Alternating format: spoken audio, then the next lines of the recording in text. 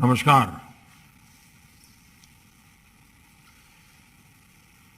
केंद्रीय मंत्रिमंडल के मेरे सहयोगीगण, education, skill development, science, technology और रिसर्च से जुड़े सभी महानुभाव, देवी और सज्जनों, हमारी सरकार ने बजट से पहले और बजट के बाद स्टेक होल्डर्स के साथ चर्चा की, संवाद की एक विशेष परंपरा विकसित की है। आज का ये कार्यक्रम उसी की एक कड़ी है। इसी क्रम में आज शिक्षा और स्किल डेवलपमेंट को लेकर बजट में जो प्रावधान हुए हैं, उस पर आप सभी स्टेक होल्डर्स से अलग अलग पहलुओं पर विस्तार से चर्चा होने वाली है। फ्रेंड्स, हमारी आज की युवा पीढ़ी देश के भविष्य की कर्णधार है, वहीं भविष्य के नेशन बिल्डर्स भी हैं। इसलिए आज की युवा पीढ़ी को एम्पावरिंग करने का मतलब है भारत के भविष्य को एम्पावर करना। इसी सोच के साथ 2022 के बजट में एजुकेशन सेक्टर से जुड़ी 5 बातों पर बहुत जोर दिया गया है। पहला, यूनिवर्सलाइजेशन ऑफ क्वालिटी एजुकेशन। हमारी शिक्षा व्यवस्था का विस्तार हो, उसकी क्वालिटी सुधरे और एजुकेशन सेक्टर की क्षमता बढ़े, इसके लिए अहम निर्णय लिए गए हैं। दूसरा है स्किल डेवलपमेंट। देश में डिजिटल स्किलिंग इकोसिस्टम बने, इंडस्ट्री 4.0 की जब चर्चा चल रही है, तो इंडस्ट्री की डिमांड के हिसाब से स्किल डेवलपमेंट हो, इंडस्ट्री लिंकेज बेहतर हो, इस पर ध्यान दिया गया है। तीसरा महत्वपूर्ण पक्ष है अर्बन प्लानिंग और डिजाइन। इसमें भारत का जो पुरातन अनुभव और ज्ञान है, उसे हमारी आज की शिक्षा में समाहित किया जाना आवश्यक है। चौथा अहम पक्ष है इंटरनेशनलाइजेशन। भारत में वर्ल्ड क्लास विदेशी यूनिवर्सिटियां आए, जो हमारे औद्योगिक क्षेत्र हैं, जैसे गिफ्ट सिटी है, वहां फिनटेक से जुड़े संस्थान आए, इसे भी प्रोत्साहित किया जाए।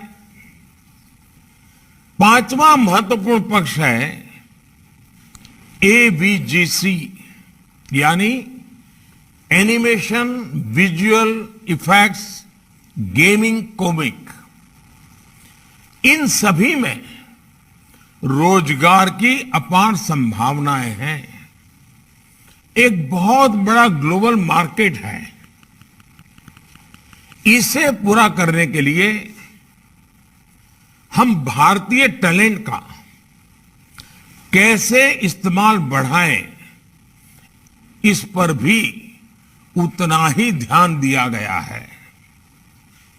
ये बजट नई नेशनल एजुकेशन पॉलिसी को जमीन पर उतारने में बहुत मदद करने वाला है। साथियों, कोरोना आने से काफी पहले से देश में मैंने अनेक बार डिजिटल फ्यूचर की बात करता रहा हूं। जब हम अपने गांवों को ऑप्टिकल फाइबर से जोड़ रहे हैं, जब हम डेटा की कीमत कम से कम रखने के प्रयास कर रहे थे, कनेक्टिविटी से जुड़े इंफ्रास्ट्रक्चर को सुधार रहे थे, तो कुछ लोग सवाल उठाते थे कि इसकी जरूरत क्या है। लेकिन महामारी के समय में हमारे इन प्रयासों की अहमियत को सबने देख लिया है। ये डिजिटल कनेक्टिविटी है जिसने वैश्विक महामारी के इस समय हमारी शिक्षा व्यवस्था को बचाए रखा। हम देख रहे हैं कि कैसे भारत में तेजी से डिजिटल डिवाइड कम हो रहा है।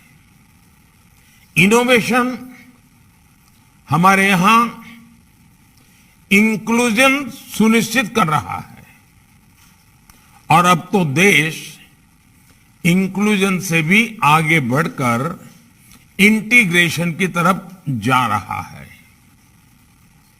इस दशक में हम जो आधुनिकता शिक्षा व्यवस्था में लाना चाहते हैं, उसके आधार को मजबूत करने के लिए इस साल के बजट में कई घोषणाएं की गई हैं। डिजिटल एजुकेशन डिजिटल फ्यूचर की तरफ बढ़ते भारत के व्यापक विजन का हिस्सा है। इसलिए ई विद्या हो, वन क्लास वन चैनल हो,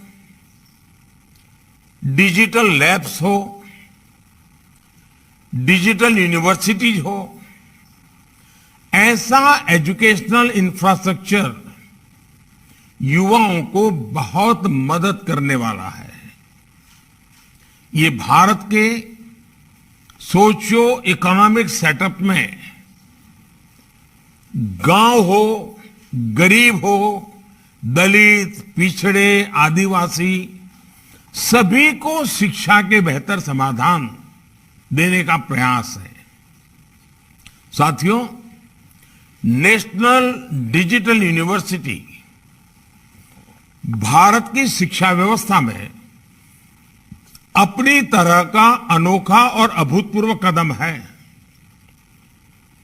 ये डिजिटल यूनिवर्सिटी में वो ताकत देख रहा हूं कि ये यूनिवर्सिटी हमारे देश में सीटों की जो समस्या होती है उसे पूरी तरह समाधान दे सकती है।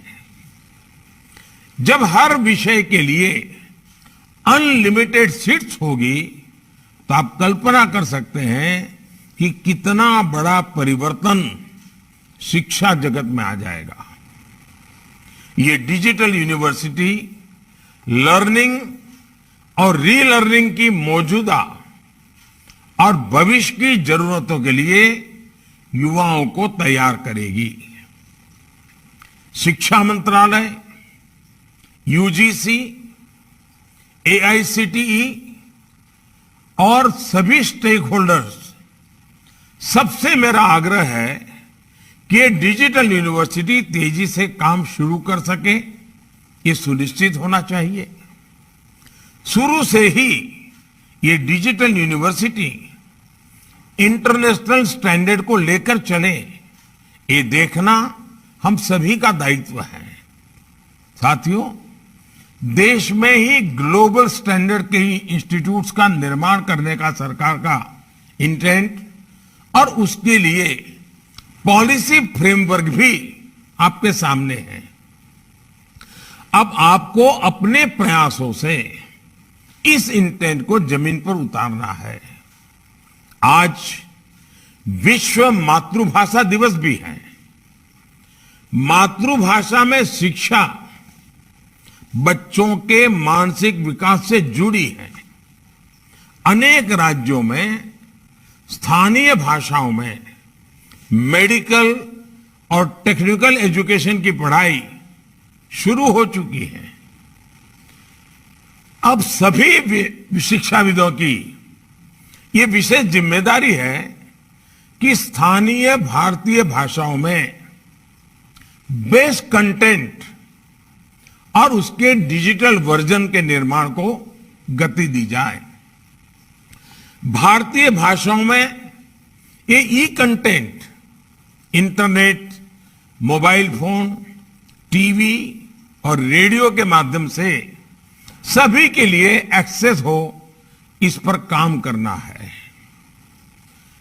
भारतीय साइन लैंग्वेज में भी हम ऐसे पाठ्यक्रम विकसित कर रहे हैं जो दिव्यांग युवाओं को सशक्त कर रहे हैं।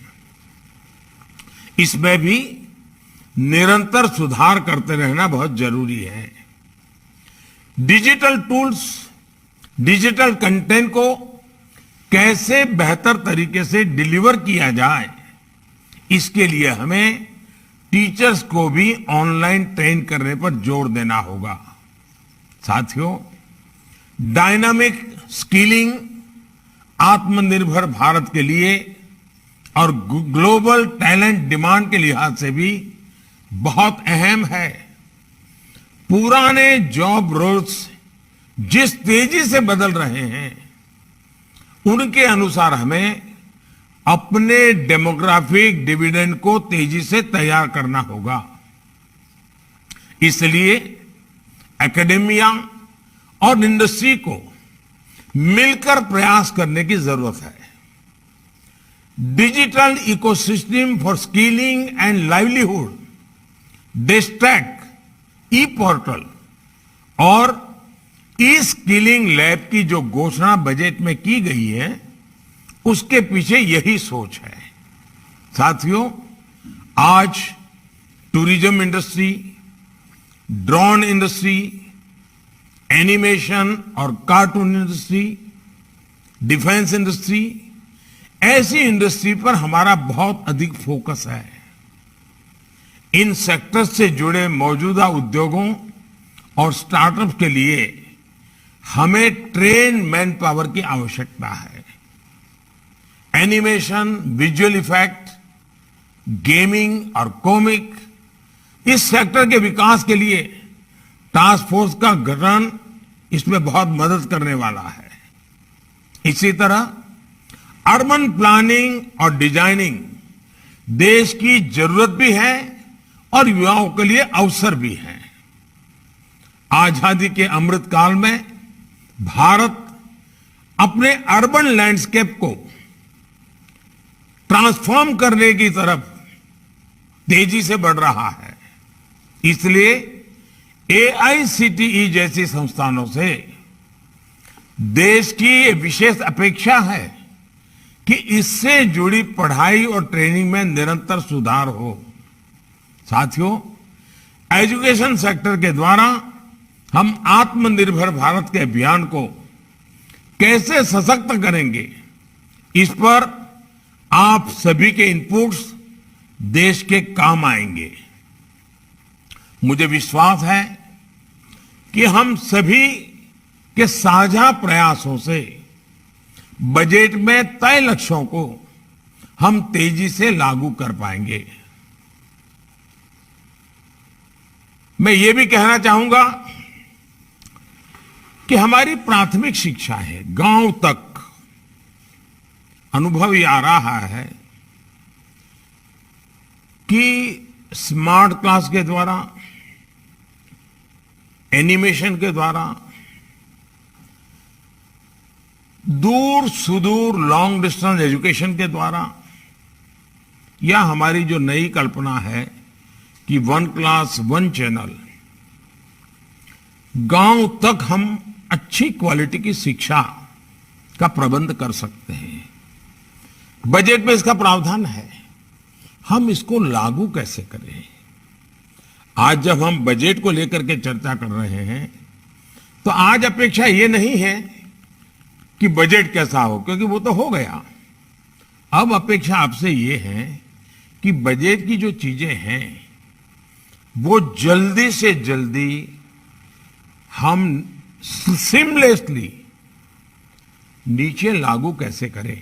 आपने बजट का अध्ययन किया होगा, आप फील्ड में काम करते हैं, बजट और आपके काम और एजुकेशन डिपार्टमेंट की, स्किल डेवलपमेंट डिपार्टमेंट की अपेक्षाएं, इन तीनों को मिला करके अगर हम एक अच्छा रोड मैप बना देते हैं, हम टाइम बाउंड काम की रचना कर देते हैं।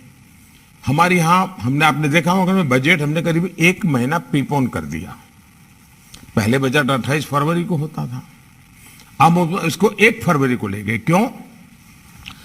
तो बजट 1 अप्रैल से लागू हो उसके पहले बजट पर हर कोई डिटेल व्यवस्था कर ले, ताकि 1 अप्रैल से ही बजट को हम धरती पर उतारना शुरू कर सकें, हमारा समय बर्बाद ना हो। और मैं चाहूंगा कि आप लोग उसमें काफी, अब जैसे आपने देखा होगा, ये ठीक है, कुछ चीजें ऐसी हैं जो एजुकेशन डिपार्टमेंट से जुड़ी हुई नहीं है। अब देश ने सोचा है कि बहुत बड़ी मात्रा में सैनिक स्कूलों को हम पब्लिक प्राइवेट पार्टनरशिप मॉडल की ओर आगे बढ़ेंगे। अब सैनिक स्कूल कैसे हो, पब्लिक प्राइवेट पार्टनरशिप का मॉडल क्या होगा, डिफेंस मिनिस्ट्री उसके लिए बजट देने वाली है। तो सैनिक स्कूल जो है बनेंगे, उसके टीचर की स्पेशल ट्रेनिंग कैसे होगी। आज जो हमारे टीचर्स ट्रेनिंग की व्यवस्थाएं हैं, उसमें सैनिक स्कूल के टीचर्स की स्पेशल ट्रेनिंग, क्योंकि उसमें फिजिकल पार्ट भी होगा, उसको हम कैसे कर सकेंगे। उसी प्रकार के स्पोर्ट्स हमारे देश में इस ओलंपिक के बाद स्पोर्ट्स ने एक विशेष आकर्षण पैदा किया है। स्किल की दुनिया का ये विषय तो है ही है, खेल जगत का भी है, क्योंकि टेक्नोलॉजी इसने भी अब स्पोर्ट्स में बहुत बड़ी जगह बना ली है। तो हम जब ये सोचते हैं उसमें हमारा कोई रोल हो सकता है क्या? कभी हमने सोचा है जिस देश में नालंदा, तक्षशिला,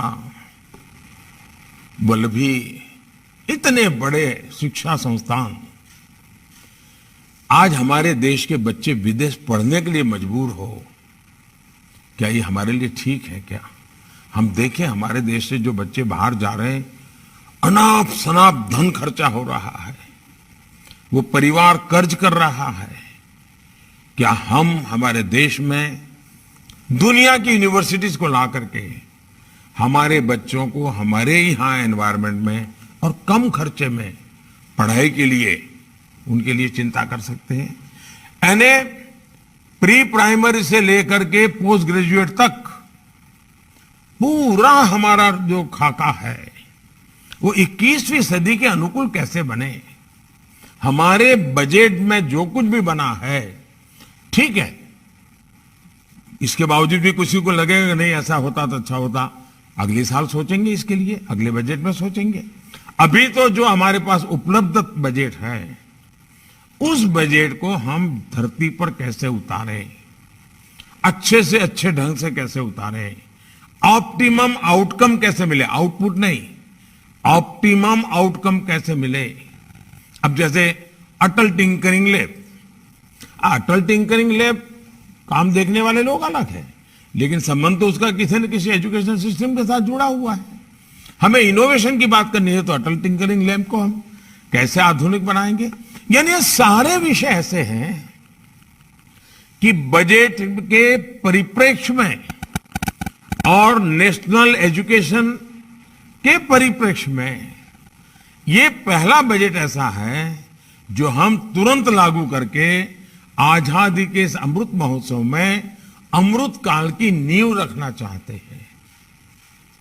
और मैं चाहता हूं कि एक बहुत बड़ा परिवर्तन हमें लाना जरूरी है, आप सभी स्टेक होल्डर्स के साथ। आप जानते हैं जब बजट प्रस्तुत होता है उसके बाद एक ब्रेक पीरियड होता है और सभी सांसद मिलकर के छोटे छोटे छोटे ग्रुपों में बजट की बारीकी से चर्चा करते हैं और बहुत ही अच्छी चर्चा होती है, अच्छी चीजें उसमें जो उभर करके आती है। लेकिन हमने उसको एक दायरा और बढ़ाया, सांसद तो इन दिनों ही कर रहे हैं, लेकिन अब हम सीधे डिपार्टमेंट के लोग स्टेक होल्डर के साथ बात कर रहे हैं।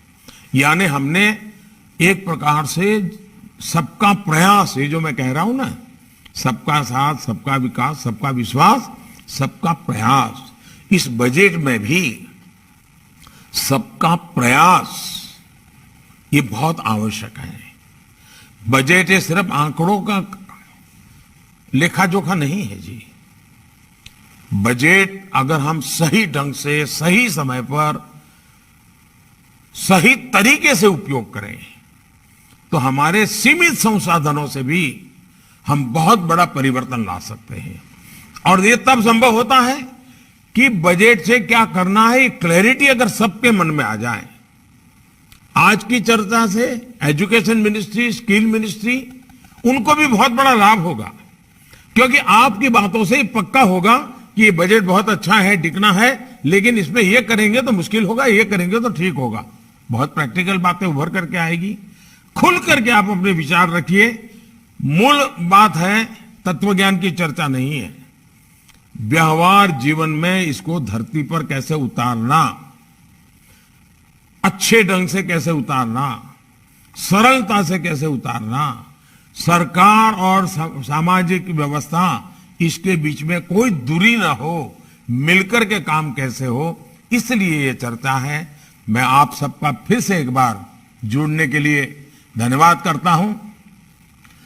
पूरे दिन भर जो आपकी चर्चाएं चलेगी उसमें से बहुत ही अच्छे बिंदु निकलेंगे, जिसके कारण डिपार्टमेंट तेज गति से निर्णय कर पाएगा और हम ऑप्टिमम हमारे संसाधनों का उपयोग करते हुए हम अच्छा आउटकम के साथ अगले बजट की तैयारी करेंगे। मेरी आप सबको बहुत बहुत शुभकामनाएं हैं। बहुत बहुत धन्यवाद। इस तरह ਦੀਆਂ ਹੋਰ ਤਾਜ਼ਾ ਤਰੀਨ ਖਬਰਾਂ ਦੇ ਲਈ ਵੇਖਦੇ ਰਹੋ Z1 ਪੰਜਾਬ ਵੈਬ ਚੈਨਲ ਅਤੇ ਚੈਨਲ ਨੂੰ ਲਾਈਕ, ਸ਼ੇਅਰ ਅਤੇ ਸਬਸਕ੍ਰਾਈਬ ਕਰਨਾ ਨਹੀਂ ਭੁੱਲਣਾ, ਤਾਂ ਕਿ ਹਰ ਤਾਜ਼ਾ ਤਰੀਨ ਖਬਰ ਸਭ ਤੋਂ ਪਹਿਲਾਂ ਤੁਹਾਡੇ ਤੱਕ ਪਹੁੰਚ ਸਕੇ।